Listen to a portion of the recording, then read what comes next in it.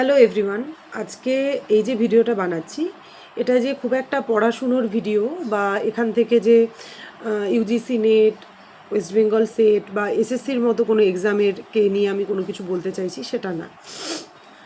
আমি অন্য বিষয়ে একটু কথা বলতে চাইছি, যেটা আমার মনে হয় যে খুব দরকারি, সবার জানা খুব দরকারি। যারা যারা আমারই মতো বিভিন্ন এক্সামের জন্য প্রিপারেশন নেয় বা যারা যারা কাজ করছে, কাজ করতে করতে কোনো একটা সরকারি চাকরি বাঁধানোর চেষ্টা করছে বা পেয়েছে, রিটেন হয়তো পাশ করে আছে, ভাইভা দিতে পারেনি, এই রকম যারা আছে তাদের সবার জন্যই এটা বলা যে যত আমার এজটা মিড এজে আসছে তত আমি এটা রিয়েলাইজ করছি যে মানে স্ট্রেস, অ্যাংজাইটি এগুলোর লেভেলটা বাড়ছে, হাই থাকছে। তার সাথে সাথে আরেকটা জিনিস খুব আমাকে নক করছে বর্তমান যে জীবন, সেটা হচ্ছে যে সেলফ রিয়েলাইজেশন আর নোয়িং ইয়োর ওন সেলফ। তো নিজেকে চেনা, আমি কি চাই সেটা জানা, নিজের বাউন্ডারিগুলো জানা, নিজের কোন পয়েন্টটা স্ট্রং আর কোন পয়েন্টটা উইক সেটা জানা, সর্বোপরি না বলতে পারা, এবং এই ঘোড়দৌড়ে বা এই র্যাট রেসে আমি কতটা নিজের ওন সেলফকে ঢুকিয়ে ফেলেছি আর কতটা আমি তাতে স্যাটিসফাইড সেটা জানা, এটা খুব দরকার। মানে হয় কি যে আমাদের একটা লিস্ট থাকে, জন্মাবার পরেই আমরা যখন পড়াশুনো শিখি তখন একটা লিস্ট থাকে, সেই লিস্টে আমরা টিক মারতে থাকি যে আমাকে এটা করতে হবে, এটা করতে হবে, এটা করতে হবে, এরমভাবে পাশ করতে হবে, এটা আমায় হতে হবে, এটা আমায় হতে হবে।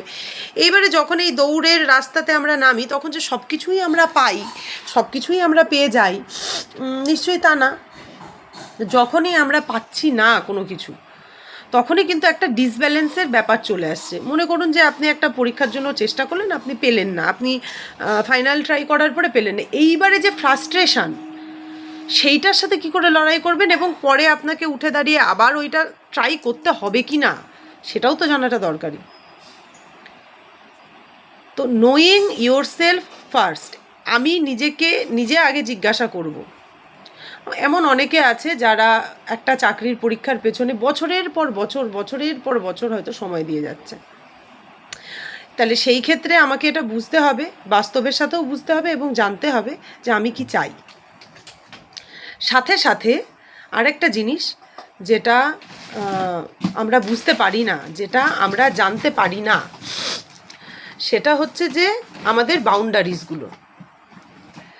হয়তো আমরা এমন কোনো সিচুয়েশানে ফেসে আছি যেখানে আমরা সমাজের কথা ভাবি, যেখানে আমরা পাঁচটা পাড়ার লোকের কথা ভাবি, যেখানে আমরা নিজেদের স্ট্যাটাস ওয়াইজ যে ফ্যামিলি মেম্বাররা একটা বেঞ্চমার্ক ক্রিয়েট করেছে তাদের কথা ভাবি, কিন্তু নিজের কথা ভাবি না যে আমি কি চাই, যে আমি আমার কি চাহিদা বা আমার কি ইচ্ছা সেটা কি, এইটা আমরা বুঝতে পারি না। এইটা আগে বোঝা দরকার। আর সবচাইতে বড় যে রিয়েলাইজেশনটা আমার হয় বা এখন মানে আমি বুঝি যেটা, সেটা হচ্ছে যে অনেক সময় মানুষে বলছে বলে কী হয় যে ম্যানিপুলেট হয়ে যাচ্ছি, বা পার ডে হয়তো আমি নিজেই নিজেকে ম্যানিপুলেট করছি। হয়তো কারোর ভালো বিজনেস করার ইচ্ছা, কিন্তু বাড়ির চাপে পড়ে সে খালি চাকরিরই চেষ্টা করছে, বিজনেস কোনোদিনও ট্রাই করলো না।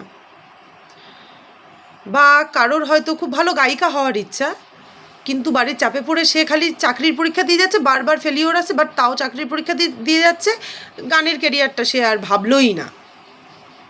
হ্যাঁ, এই জিনিসগুলো হয় আমাদের সাথে, খুবই হয়। তো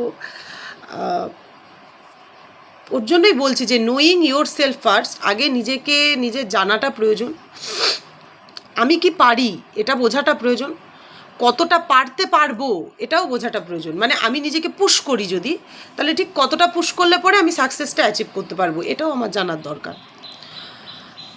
একটা লক্ষ্যহীন জাহাজের মতো নিজের জীবনকে পরিচালনা করার কোনো মানে নাই, প্রথম হচ্ছে এটা। আর দ্বিতীয় হচ্ছে যে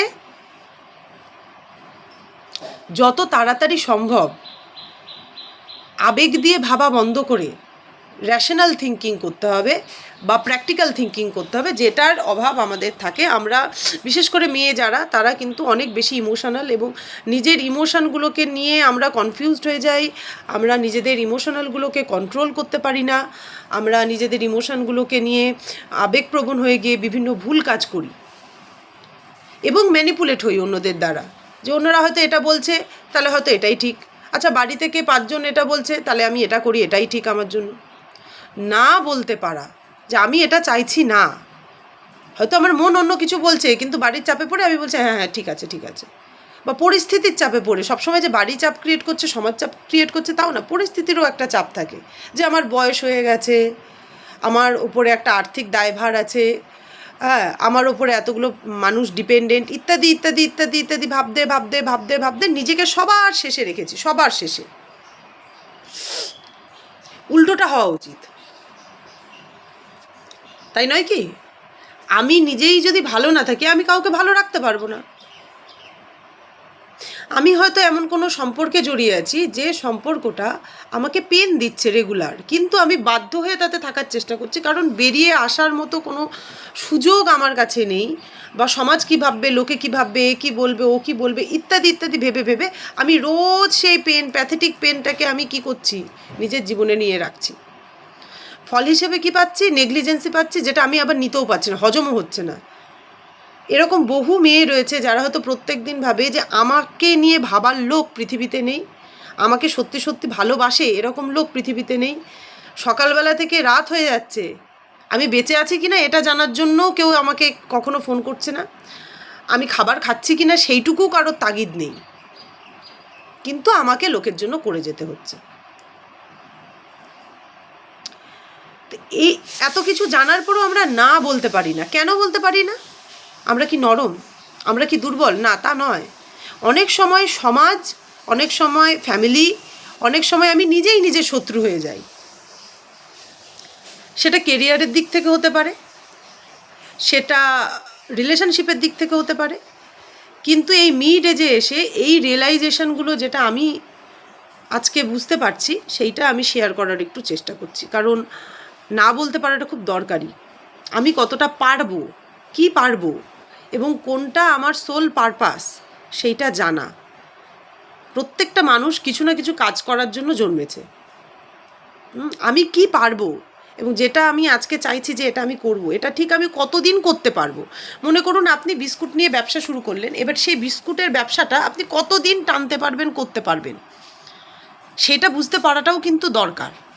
আজকে একটা প্রাইভেট কোম্পানিতে আমি কাজ করছি বা আপনি কাজ করছেন, কতদিন ওই একটা কোম্পানিতে আপনি স্টিক অন থাকতে পারবেন সেটা বুঝতে পারাটাও কিন্তু আপনার দরকারি হয়ে পড়বে একটা সার্টেন টাইমের পরে। বাধ্যবাধকতা তো থাকেই, যে টাকা আসছে না করব না, বা এটা আসছে, এগুলো তো থাকেই, কিন্তু আমি কি চাই, আমি নিজের জন্য কি চাই, হ্যাঁ, এইটা বুঝতে পারাটা খুব দরকার। আর যদি মনে হয় যে কোনো ফলস সিচুয়েশানে পড়ে আছেন, বা কেরিয়ারের ক্ষেত্রেও খুব বাজেভাবে ধাক্কা খাচ্ছেন, বা পরিবারের ক্ষেত্রেও, বা ধরুন আপনার এরকম কোনো রিলেশনশিপ আছে যেখানে আপনি নিজে স্যাটিসফাই হতে পারছেন না, বা বারবার বারবার ট্রাই আউট করার পরও সেখান থেকে মানে কোনো ভালো আউটকাম আসছে না, তো বেরিয়ে আসুন সেই জায়গাগুলো থেকে। Have courage. আমি জানি যে এই কথাগুলো বলা যতটা সহজ, করা ততটা সহজ না, বাট এই জিনিসগুলো আমাদের জীবনে বারবার রিপিটেডলি ঘুরে আসে, কারণ আমরা নিজেরা বুঝি না। তাই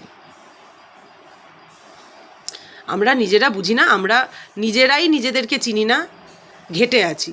একসাথে 10,000টা চাকরির পরীক্ষার ফর্ম ফিল আপ করছি, অথচ একটা চাকরির পরীক্ষাতেও মনোযোগ সহকারে পড়ছি না। তো চুজ ওয়ান পারপাস ফার্স্ট, একটাকে পিক করো, সেই যে জিনিসটা তুমি ধরলে সেই জিনিসটার উপরে খাটাখাটনি করো, দেখবে কিছু না কিছুভাবে সাকসেস আসবে। সেলফ ভ্যালিডেশান যেটা হয়, যে আমার ভ্যালু কি আমি নিজেই ভুলে গেছি, আমি কি করতে পারি আমি নিজেই ভুলে গেছি। আমরা যখন নিজেই নিজের উপরে ডাউট ফিল করি, তখন কি করি, তখন আমরা চাই পাশের লোক এসে আমাকে বলুক যে না না তুই তো এটা ভালো পারিস, তুই এটা কর। পাশের লোকরা যখন বলে না, তখন তাদের উপরে রেগে যাই। দোষটা কিন্তু পাশের লোকগুলোর না, দোষটা কিন্তু আমার নিজের। কারণ আমি নিজেকে নিজে বিশ্বাস করতে পারছি না, যেটাকে বলে আত্মবিশ্বাস। সেই জায়গাটা যদি নড়ে নড়ে যায়, কেঁপে কেঁপে যায়, তাহলে কি হবে? আত্মবিশ্বাস নড়ে নড়ে গেলে, কেঁপে কেঁপে গেলে আমার কাজগুলোও সেরকম নড়ে নড়ে যাবে, কেঁপে কেঁপে যাবে। আমি কি এটা পারি না? পারি না। আচ্ছা আচ্ছা, হয়তো পারবো না, এত কঠিন। তো প্রথমত এইটা আগে ডিসাইড করা যে আমি ঠিক কী পারি আর আমি ঠিক কতটা পারি। ঠান্ডা মাথায় ভাবার জিনিস। যদি আমি একটা এক্সাম্পল দিই, তাহলে এক্সাম্পল নিজেকে নিয়েই দেবো। সেটা হচ্ছে যে ধরুন, এই যে সরকারি চাকরির পরীক্ষা হচ্ছে, টিচার আমি হতে চাইছি বা একটা ভালো সরকারি মানে জায়গায় আমি শিক্ষিকা হিসেবে নিজেকে পেতে চাইছি, তাহলে সেই ক্ষেত্রে আজকে আমি আগে থেকেই ধরুন হেরে বসে আছি, আমি তো পারবো না, এতগুলো দিচ্ছে, এখন জেনারেল পেপার পড়তে হচ্ছে, তারপরে সাবজেক্ট পেপার পড়তে হচ্ছে, কখন সময় বার করবো, কারণ নিজেও অন্যান্য কাজে, একটা সার্টেন এজের পর একটা কাজে তো থাকবোই, জড়িয়ে তো যাবই। তো এবারে সেই ক্ষেত্রে কি হয় যে একটা ডাউট, আমার এত সময় নেই পড়ার, কি করে করব। বা অনেকের যাদের এখন বিয়ে হয়েছে, বাচ্চা সংসার আছে, তারা হয়তো ভাবছে এত চাপ আছে সংসারে, কখন পড়তে বসবো, কখন বাচ্চা সামলাবো, কখন এটা করব। ঠিক আছে? তো যদি এই ধরনের চিন্তাভাবনা নিজের মনে আমি পরিপোষণ করতে থাকি, তার সাথে সাথে আবার একটু একটু পড়ি, এবং আমি মনে করি যে না, আমি অল্প একটু পড়েছি তাই আমি চাকরিটা পেয়ে যাবো, এটা কিন্তু হবার না। তো আগে বুঝতে হবে যে আমি কি পারবো। আজকে আমার বিএড আছে, আজকে আমার এমএড আছে, আজকে আমি নেট সেট পাস করেছি, আচ্ছা আজকে আমি একটা জায়গাতে কোনো ইনস্টিটিউশনে পড়াচ্ছি, তাহলে আমার কি সেই এবিলিটি আছে যে আমি একটা সরকারি চাকরি পাবো? এটা আগে নিজেকে নিজেই জিজ্ঞাসা করতে হবে। মানে আমি যদি দাঁড়িয়ে থাকি, তাহলে আমাকেই আমি জিজ্ঞাসা করবো যে আমার মধ্যে কি সেই ক্যাপাসিটি আছে। এবার এই জিজ্ঞাসাটা যদি আমি রাস্তার লোককে গিয়ে করি, বা এই জিজ্ঞাসাটা যদি আমি আমার কোনো বন্ধুকে গিয়ে বারবার করি, হ্যাঁ রে আমি পারবো, হ্যাঁ রে আমি পারবো, বা আমার মাকে গিয়ে করছি, হ্যাঁ রে আমি পারবো, তার মানে কি? আমি ডাউট করছি নিজেকেই। আমি যতবার নিজের প্রতি নিজে অবিশ্বাস পরিপোষণ করছি, ততবার আমি কিন্তু লোককে গিয়ে জিজ্ঞাসা করছি, আমার দ্বারা হবে, আমার দ্বারা হবে, আমার দ্বারাই হবে, এইটা বলতে পারছি না, এটা ভাবতে পারছি না। এবং এই যে প্রথম কথা হচ্ছে আমার দ্বারাই হবে, আর দ্বিতীয় কথাটা কি, যে যেটা আমি চাই সেটার জন্য একেবারে সব কিছু ছেড়ে লড়াই করা, এইটা হচ্ছে না। এই দুটোকে একসাথে হতে হবে, একটা অ্যালাইনমেন্টে আসতে হবে, তবে আসবে সাকসেস। আর যদি মনে হয় যে একটা জিনিস নিয়ে ওভার থিঙ্ক করছে, এটা আমি কোনোদিনই অ্যাচিভ করতে পারবো না, তাহলে সেটা ছেড়ে দাও। যেটা তুমি পারবে সেটা তুমি করো, বি ইট আ বিজনেস আর be it a private job, be it a government job, যেটাই হোক না কেন। ব্যাস এতটুকুই আমার বলা ছিল, কারণ এইটুকু আমার মনে হলো যে বলাটার দরকার। আমি অনেক দিন চ্যানেলে আসি না, বাট একটু রেগুলার হওয়ার এখন থেকে চেষ্টা করব।